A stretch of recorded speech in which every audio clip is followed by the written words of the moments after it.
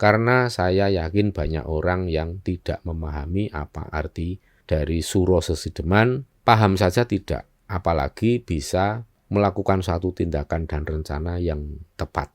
Bagi panjenengan yang percaya, beruntunglah. Bagi panjenengan yang percaya dan mau mengimplementasikan, itu akan lebih beruntung. Dan sebaliknya, pada timing atau momentum yang tepat, dia akan muncul.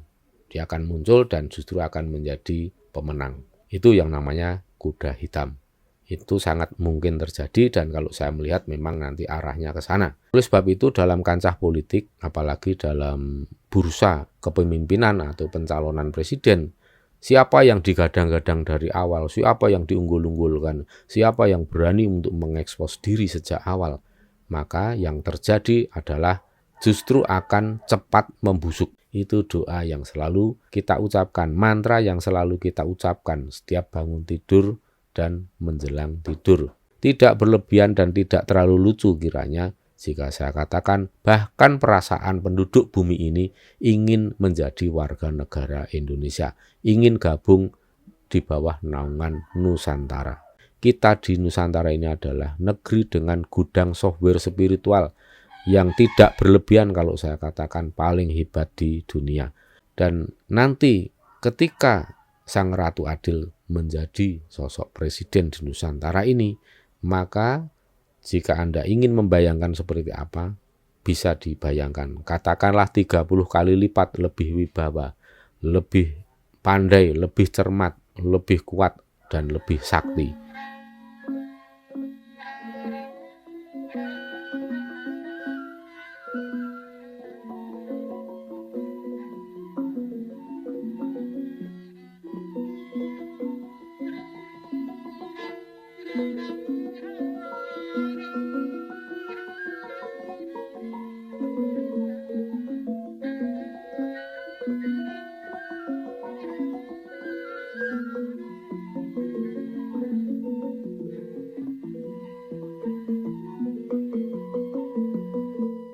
Para pemirsa YouTube Surya KKS yang budiman di seluruh Nusantara, bahkan dimanapun saudara berada, jumpa lagi. Salam sejahtera, salam kebajikan, Om Swastiastu, Namo Buddhaya, salam, salam, rahayu.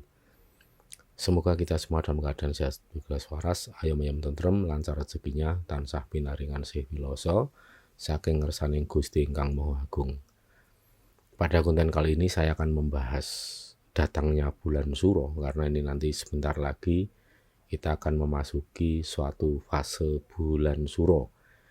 Dan Suro kali ini masuk dalam kategori Suro Sesideman.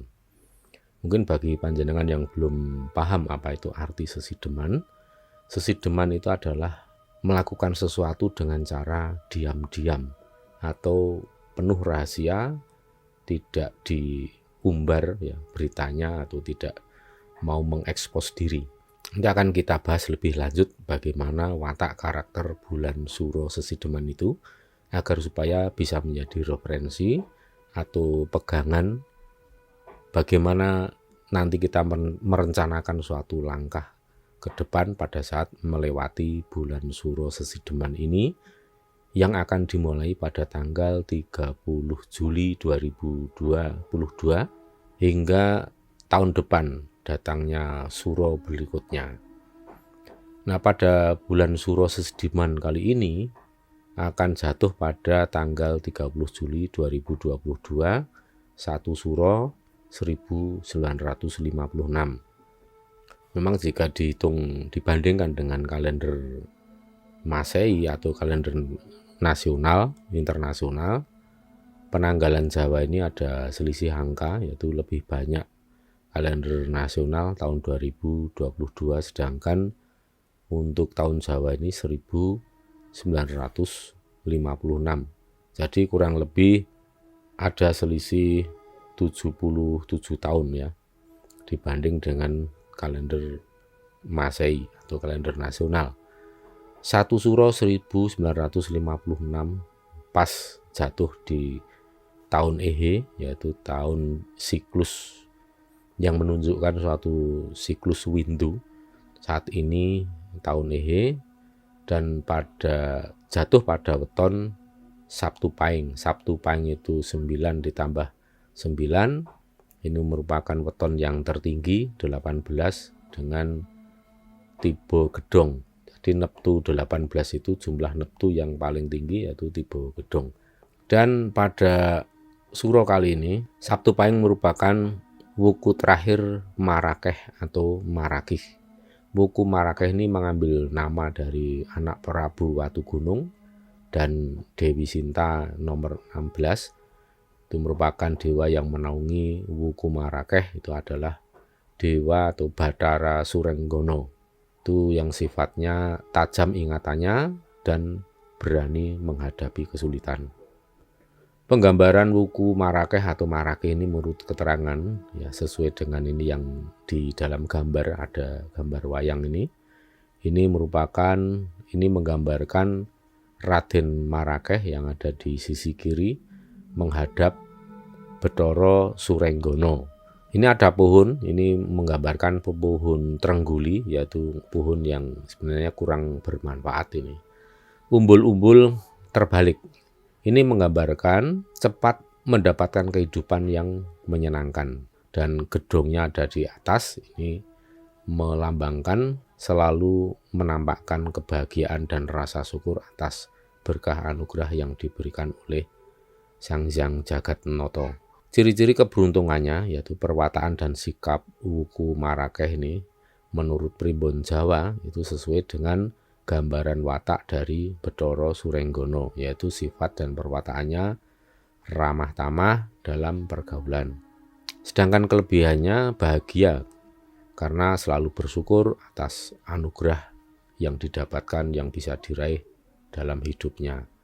Dan pada bulan Suro kali ini, karena jatuh di weton Sabtu Pahing, Pahing itu berarti ada di sisi selatan, yaitu di tengah itu sebagai pusatnya atau pancernya itu ada di tengah, Kliwon, kemudian Legi ada di timur, Pahing ada di selatan, Pon ada di barat, Wage ada di utara. Maka bisa dikatakan pada bulan Suro Sesideman ini ada suatu kekuatan besar yang skop atau cakupan yang lebih luas, yaitu Nusantara. Berarti kekuatan itu sedang berada di sisi selatan Nusantara atau wilayah Indonesia. Bisa jadi di situ akan ada kekuatan seseorang atau kekuatan spiritual, supernatural yang bisa menjadi kingmaker atau yang mencetak raja, atau dalam konteks politik Indonesia yaitu presiden atau wakil presiden. Kemudian kita bahas lebih lanjut mengenai apa arti sesideman di sini ya. Sesideman di sini merupakan suatu tindakan yang dilakukan secara diam-diam karena banyak alasan. Di antara alasan adalah tidak ingin diketahui orang lain, agar supaya tidak terbaca oleh lawan, tidak bisa dibaca oleh kompetitor, atau agar supaya perilaku dan tingkah polanya tidak diketahui oleh orang lain. Ini dalam konteks yang positif maupun konteks yang negatif. Tinggal nanti kita melihat kekuatan mana yang lebih dominan selama bulan Suro Sesideman ini. Sejauh yang saya lihat secara lahir maupun batin dalam kalkulasi politik, tentu saja ini akan ada suatu fenomena di mana banyak kekuatan politik di negeri ini yang akan menyusun kekuatan secara diam-diam, baik itu dilakukan oleh kelompok politik, oleh partai politik, kekuatan massa, maupun pribadi-pribadi yang ingin meraih suatu kekuasaan, dilakukan secara diam-diam. Karena dengan alasan tidak ingin dibaca dan diketahui atau mudah diperhitungkan oleh lawan-lawan atau para kompetitornya. Maka bisa saya katakan bahwa waril atau pamali atau sisi lemahnya ketika kita memasuki bulan Suro Sesideman ini, ketika kita terlalu mengumbar atau mengekspos diri tentang bagaimana kita menyusun kekuatan, bagaimana kita menyusun suatu rencana, bahkan tidak hanya dalam sisi politik, tidak hanya dalam aspek politik, tapi juga dalam aspek ekonomi. Oleh sebab itu, pantangan selama bulan Suro Sesideman ini, apabila kita melakukan suatu rencana, baik itu rencana ekonomi, rencana bisnis, dan rencana politik, pantangannya adalah ketika usaha itu diketahui oleh orang banyak, diketahui oleh orang lain, bisa dibaca oleh para lawannya, oleh para kompetitornya, maka kemungkinan besar di situ akan menemui kegagalan. Oleh sebab itu dalam kancah politik, apalagi dalam bursa kepemimpinan atau pencalonan presiden, siapa yang digadang-gadang dari awal, siapa yang diunggul-unggulkan, siapa yang berani untuk mengekspos diri sejak awal, maka yang terjadi adalah justru akan cepat membusuk. Ibarat buah, karena sudah terlalu dini matang, kemudian pada saatnya tiba untuk dipanen, ternyata sudah busuk duluan. Oleh sebab itu, pantangannya adalah diekspos atau terekspos oleh khalayak atau publik. Entah ini disadari atau tidak bagi khalayak atau bagi orang-orang yang ingin meraih suatu tujuan baik yang positif maupun negatif, tetapi ada suatu nuansa kompetisi yang begitu keras ya, persaingan yang begitu kasar bahkan, itu bisa membuat orang-orang ini secara otomatis itu tidak ingin gerakannya atau suatu perjuangan dan rencananya diketahui oleh orang lain atau terekspos di media massa atau terekspos secara publik, karena ini nanti justru akan membuatnya cepat busuk. Untuk itu saya ajak juga pada para pemirsa agar supaya apabila panjenengan sedang mempunyai rencana, baik itu rencana bisnis, rencana yang baik ya untuk membangun sesuatu yang sifatnya positif, boleh jadi untuk membangun kekuatan politik untuk menghadapi nanti tahun 2024, maka apabila sekarang sudah terekspos malah sudah mengiklankan diri, menawar-nawarkan diri, justru nanti akan tenggelam, justru nanti akan terjadi suatu pembusukan atau bisa dikatakan political decoy. Dan nanti kalau saya melihat akan banyak orang yang terlena dan tidak menyadari adanya suro sesidiman ini. Oleh sebab itu nanti justru yang terjadi ada beberapa orang atau tokoh politik atau orang yang kebelet untuk jadi presiden, untuk menguasai politik, baik itu yang sifatnya ekstrim maupun tidak, yang sifatnya nasionalis maupun tidak, yang sifatnya itu menyimpan suatu niat dan tujuan jahat atau baik. Kalau itu dilakukan dari awal terlalu menggebu, maka nanti akan tenggelam sebelum waktunya tiba, akan membusuk sebelum waktunya tiba. Dan itulah dalam kacamata spiritual saya maupun hitung-hitungan secara politik, secara nalar, secara akal sehat, saya justru akan melihat nanti akan ada yang namanya kuda hitam. Kuda hitam ini maksudnya suatu tokoh, atau seseorang yang mungkin selama ini di luar perhitungan, di luar penglihatan Anda semua, di luar yang dibayangkan oleh warga masyarakat, ternyata pada saatnya, pada timing atau momentum yang tepat, dia akan muncul. Dia akan muncul dan justru akan menjadi pemenang. Itu yang namanya kuda hitam. Itu sangat mungkin terjadi dan kalau saya melihat memang nanti arahnya ke sana. Karena saya yakin banyak orang yang tidak memahami apa arti dari suro sesideman, paham saja tidak, apalagi bisa melakukan satu tindakan dan rencana yang tepat untuk melewati masa suro sesideman. Nah, itu gambaran dari sisi politik, sisi ekonomi seperti itu. Bahkan bila panjenengan juga walaupun bukan seorang tokoh politik, seorang yang populer atau tidak mengejar suatu kekuasaan, namun demikian saya tetap menyarankan apabila panjenengan misalnya bekerja di suatu perusahaan atau usaha di lingkup yang lebih kecil, usaha menengah ke bawah misalnya, ya tetap lakukan prinsip seperti yang saya sampaikan ini dengan cara sesideman. Dan sesideman itu dilakukan bukan dengan suatu niat yang jahat atau niat yang negatif ya. Misalnya melakukan tindak kriminal secara diam-diam, nah itu pasti justru nanti akan tergilas karena ini menentang dan melawan hukum alam. Yang saya sampaikan terutama untuk suatu tindakan yang positif atau rencana-rencana yang baik, sebaiknya dilakukan secara sesideman agar supaya panjenengan tidak mudah ditelikung, dijegal atau dipenggal oleh para lawan-lawan dan kompetitor. Selanjutnya, kita bicara soal risiko dan kemungkinan adanya fenomena dan gejolak alam. Kalau saya melihat dan merasakan, serta mengkalkulasi dari data dan informasi yang bisa saya baca, memang sedang menghadapi suatu potensi-potensi fenomena dan gejolak alam yang bisa menimbulkan risiko yang tidak main-main. Oleh sebab itu, saya tetap dan selalu mengajak para pemirsa untuk terus mengasah kepekaan batin, mengasah ilmu terapan berupa ilmu titen yang sering saya share dan sering saya ajak para pemirsa untuk mari kita belajar bersama-sama mengasah ilmu titen. Dan ini gunanya apa? Gunanya ya kita menjadi pribadi yang lebih peka membaca gerak-gerik alam, menjadi orang yang cermat membaca bahasa alam, sehingga kita tidak miscommunication dengan alam, kita mengerti, memahami apa yang akan terjadi, dan tahu persis apa yang harus kita lakukan. Dengan demikian, dengan modal seperti itu, menjadi manusia yang waspodo ing patrap, disitulah jalan menuju kehidupan yang penuh dengan keberuntungan. Dalam kondisi dan situasi seburuk apapun, baik itu bencana alam maupun bencana ekonomi, Anda tetap menjadi orang-orang yang selalu beruntung. Sak tiba-tibane nemu bejo, tansah nyandung nyampar sekar cempaka mulya.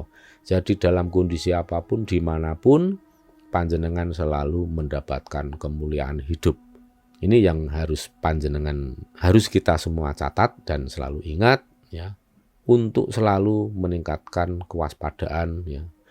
Kita mengolah batin agar batin kita menjadi waskita, dan kita selalu mengasah pola pikir kita, mengasah membuka mindset kita, ya, seluas-luasnya untuk menerima berbagai macam ilmu agar menjadi orang yang permono atau awas, cermat secara lahiriah. Para pemirsa yang budiman, sampai hari ini kita merasakan beberapa lokasi, beberapa wilayah kita masih melihat adanya cuaca yang temaram dan sesekali muncul panas yang sangat terik. Namun di bawah temaramnya cuaca, kita bisa merasakan hawa yang benar-benar panas, bahkan semakin panas terasa seperti terkena air cabai, dan gatal-gatal juga perih. Dan kita lihat di berbagai wilayah intensitas gempa cukup signifikan, ada peningkatan.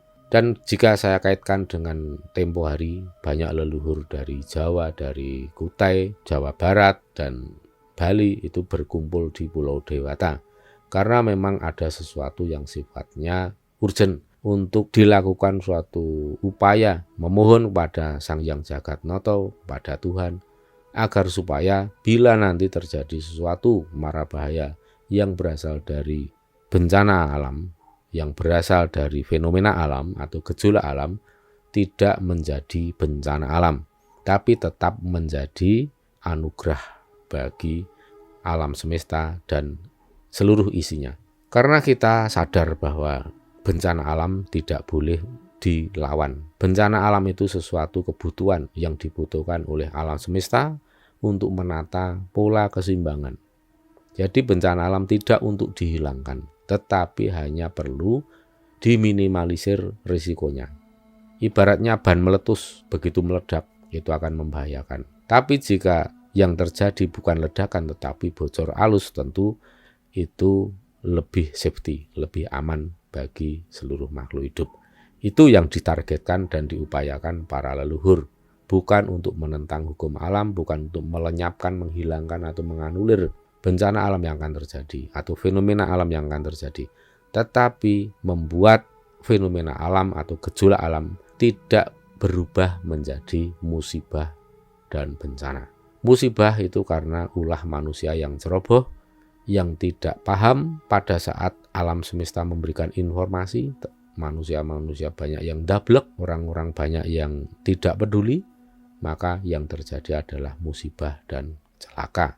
Bukan salah alam semesta, tetapi manusia yang terlalu dablek, yang terlalu tidak peka, yang terlalu bebal untuk memahami bahasa alam. Beda dengan para binatang yang sangat cerdas dalam membaca hukum alam atau membaca bahasa alam, sehingga para binatang jauh lebih pandai untuk menyelamatkan diri ketika terjadi suatu gejolak alam. Pada bulan Suro Sesideman ini masih tetap diiringi dengan intensitas gejolak alam yang semakin meningkat. Bahkan gejolak alam itu tidak hanya pada dimensi yang sifatnya itu nature atau natural, tapi juga gejolak ekonomi, gejolak politik, karena imbas dari adanya gejolak ekonomi dan politik dunia. Oleh sebab itu, para leluhur entitas gaib semua juga tidak tinggal diam. Sebisa mungkin bagaimana mengupayakan agar risiko yang terburuk tidak terjadi menimpa bangsa Indonesia. Biarkanlah banyak negara-negara di luar sana bangkrut, tidak hanya belasan negara tapi puluhan negara, bahkan yang dikatakan negara yang kaya, negara adidaya pun sudah ada di ambang kebangkrutan. Tapi kita sebagai bangsa besar, bangsa Indonesia yang dilengkapi dengan software ilmu spiritual, hendaknya jangan pernah meninggalkan software ilmu spiritual itu. Ibaratnya begini, panjenengan punya spek komputer yang canggih ya, mengandalkan sains dan teknologi, kemudian suka mengejek-ngejek orang yang menggunakan software, itu betapa Anda telah melakukan pembodohan terhadap diri sendiri, telah menelanjangi diri sendiri, menunjukkan kepada khalayak bahwa Anda adalah manusia yang begitu tolol. Oleh sebab itu, marilah para pemirsa yang budiman, khususnya para pemirsa YouTube Surya KKS dimanapun saudara berada, kita tetap menjadi orang yang bisa mengaplikasikan ilmu padi dalam diri kita. Semakin mentes, semakin berisi, maka semakin tunduk, semakin merunduk, semakin rendah hati, jangan sombong dan takabur. Jika Anda menguasai ilmu pengetahuan dan teknologi, jangan mentang-mentang, tapi tetap hargailah yang namanya spiritual. Ibaratnya komputer yang punya spek canggih ya, speknya tinggi, ibaratnya sudah Intel Pentium 9 generasi yang ke-15, tetapi software yang canggih tidak pernah Anda gunakan, Anda tidak menguasai software-software yang canggih, maka spek hardware yang canggih itu hanya akan menjadi pajangan yang Anda merasa diri sudah hebat. Ternyata komputer yang canggih itu hanya Anda gunakan untuk ngetik, tapi fungsi-fungsi yang luar biasa tidak menguasai. Itulah gambaran dan analogi yang tepat untuk menggambarkan orang yang merasa sombong dan tinggi hati ketika merasa dirinya sudah banyak menguasai ilmu pengetahuan, sains dan teknologi. Begitu tololnya. Seperti yang sering saya sampaikan pada semua pihak, bahwa hendaknya sehebat apapun kita tetap selalu mau untuk menggunakan software. Apalagi kita di Nusantara ini memiliki software-software canggih. Kita di Nusantara ini adalah negeri dengan gudang software spiritual yang tidak berlebihan, kalau saya katakan paling hebat di dunia.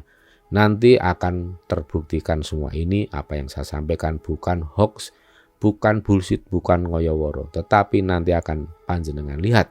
Ketika kita melihat presiden begitu dihormati di luar negeri, bahkan oleh negara-negara yang superpower, yang ekonominya kuat, yang kekuatan militernya dahsyat, tetapi Indonesia dilihat sangat penting. Ya, Indonesia dinilai yang sangat signifikan, tidak bisa dipandang sebelah mata.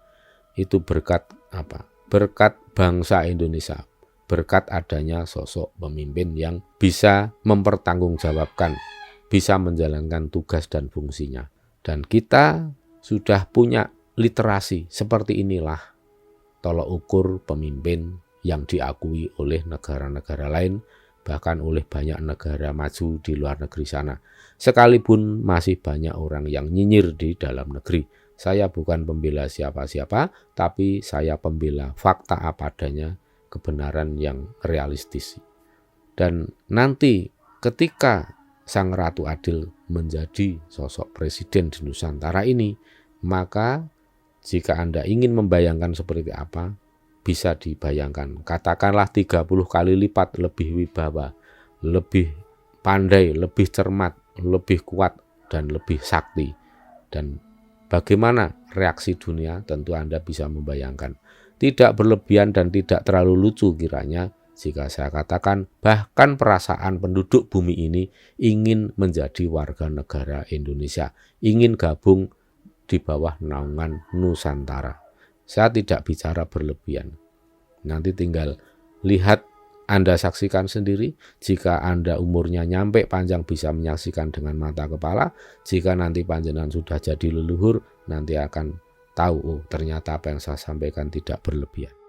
Kembali ke soal suro sesideman, apa yang harus kita lakukan?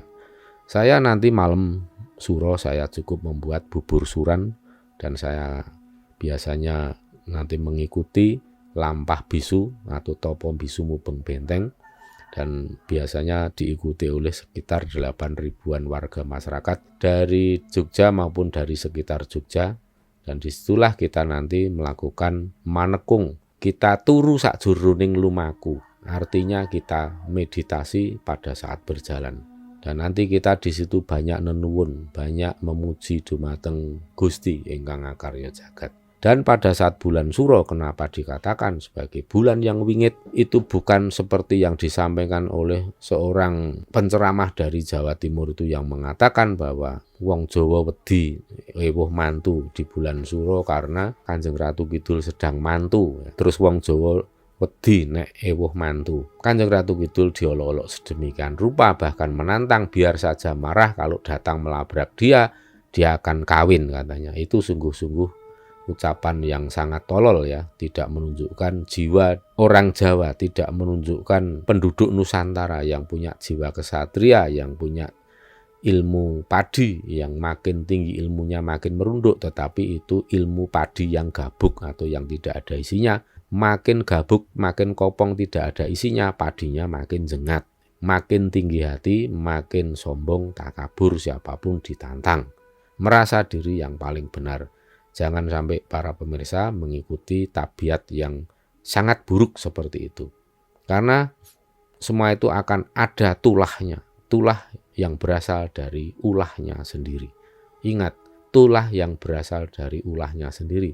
Maka jika nanti suatu ketika tiba-tiba lenyap, ya itu karena menuai tulah dari ulahnya sendiri. Jangan menyalahkan siapa-siapa.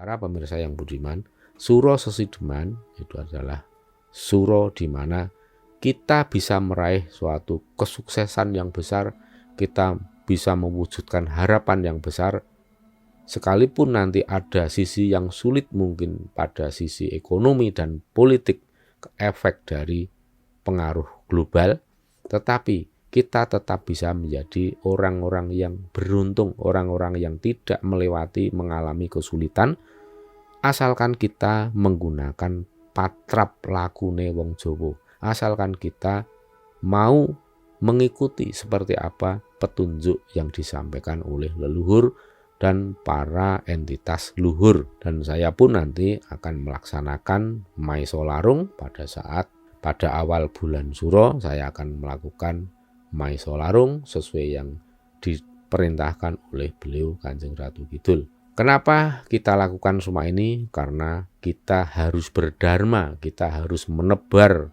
kebaikan kepada seluruh makhluk hidup multidimensi, baik meliputi dimensi fisik bumi sesama manusia, dimensi metafisik bumi dengan jagating lelembut, dan dimensi keabadian kepada para leluhur, kepada entitas luhur. Disitulah dharma kita lakukan, karena hanya dengan dharma atau donodriyah atau amal kebaikan itulah yang akan menjadi pagar gaib untuk diri kita, agar kita sak tiba-tibane tansah nemu bejo, agar kita selalu mendapatkan keberuntungan.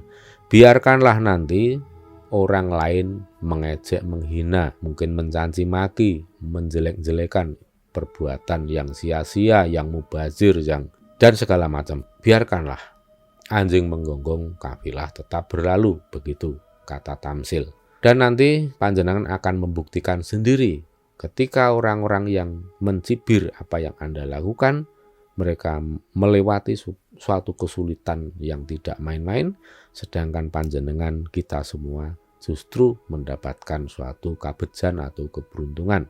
Wilujeng rahayu kang tinemu, bondolan bejo kang teko saking kersaning Gusti. Itu doa yang selalu kita ucapkan, mantra yang selalu kita ucapkan setiap bangun tidur dan menjelang tidur. Bulan Suro Sesideman, ini bulan Suro atau fase yang tidak boleh dianggap main-main. Kita harus lebih serius menata kehidupan kita karena kita juga akan melewati berbagai kendala, baik itu kendala ekonomi, politik maupun gejolak alam. Dan saya selalu memberikan suatu pesan yang bisa saya tangkap, pesan yang disampaikan oleh para leluhur dan entitas leluhur, tidak untuk saya manipulasi atau saya monopoli untuk saya pribadi atau orang-orang terdekat saya, tetapi akan saya share kepada para sedulur semua dimanapun berada. Bagi panjenengan yang percaya, beruntunglah. Bagi panjenengan yang percaya dan mau mengimplementasikan, itu akan lebih beruntung. Dan sebaliknya, para pemirsa yang budiman, bulan Suro apapun itu merupakan bulan Suro yang menjadi bulan yang sangat sakral. Karena apa? Karena seluruh makhluk hidup termasuk jagating lelembut itu semua menggunakan bulan Suro ini sebagai bulan untuk tirakat, untuk banyak berdoa, untuk banyak melakukan samadhi meditasi dan melaksanakan dharma. Jadi bulan-bulan seperti ini, bulan Suro khususnya selama sebulan, tidak tepat jika digunakan untuk acara yang sifatnya bersenang-senang atau pesta pora. Ini jawaban kenapa orang Jawa yang paham tidak akan melakukan pesta pernikahan di bulan Suro. Karena nanti kita akan melawan arus. Seluruh makhluk yang ada sedang menebarkan welas asih dan dharmanya, sedang manekung mesubudi untuk nenuwun berdoa kepada Gusti Ingkang Akarya Jagat. Tapi ada 1-2 orang yang malah sebaliknya tidak memanfaatkan bulan Suro sebagai bulan untuk prihatin, tetapi malah digunakan untuk pesta pora, untuk bersenang-senang. Tentu saja ini merupakan suatu tindakan yang melawan arus, bahkan bisa dikatakan melawan hukum alam. Karena apa?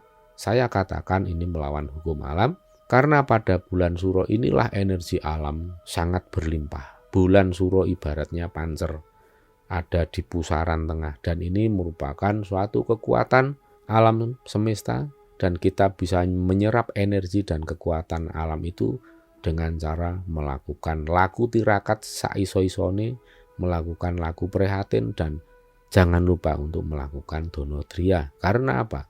Laku prihatin untuk diri sendiri, Anda puasa, Anda manekung mesubudi, itu belum merupakan dharma. Karena apa? Manfaat untuk orang lain secara langsung belum ada. Maka tetap lakukanlah dharma atau memberikan kebahagiaan, kesejahteraan, ketentraman pada seluruh makhluk. Jadi orang Jawa tidak mau melakukan pesta nikah di bulan Suro bukan karena takut kepada Kanjeng Ratu Kidul seperti yang dikatakan oleh penceramah Jatim itu, tetapi karena orang Jawa memahami bahwa bulan Suro itu bulan untuk prihatin, untuk tirakat. Kalau Anda mengatakan semua hari itu baik, ya, semua hari itu baik untuk apa? Ya kalau saya balik bertanya, tanya pada Anda yang mengatakan semua hari itu baik. Kalau memang semua hari baik, kenapa ada orang yang puasa Senin dan Kamis dan melupakan suatu ritual sembahyang hari Jumat di hari Minggu? Kenapa? Oke, semua hari itu baik, tetapi baik untuk apa dulu?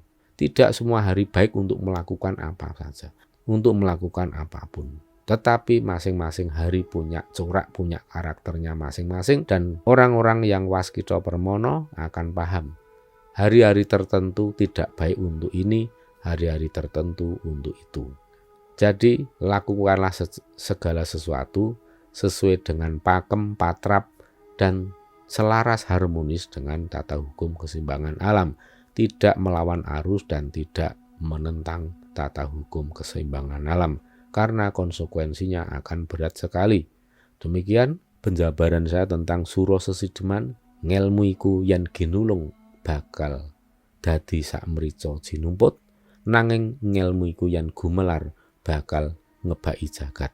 Itulah inti dari ilmu pengetahuan Jawa yang dianggap sepele, yang terasa sederhana, tapi jika digelar maka akan ngebaki, akan mencakup pengetahuan dan kesadaran jagat semesta.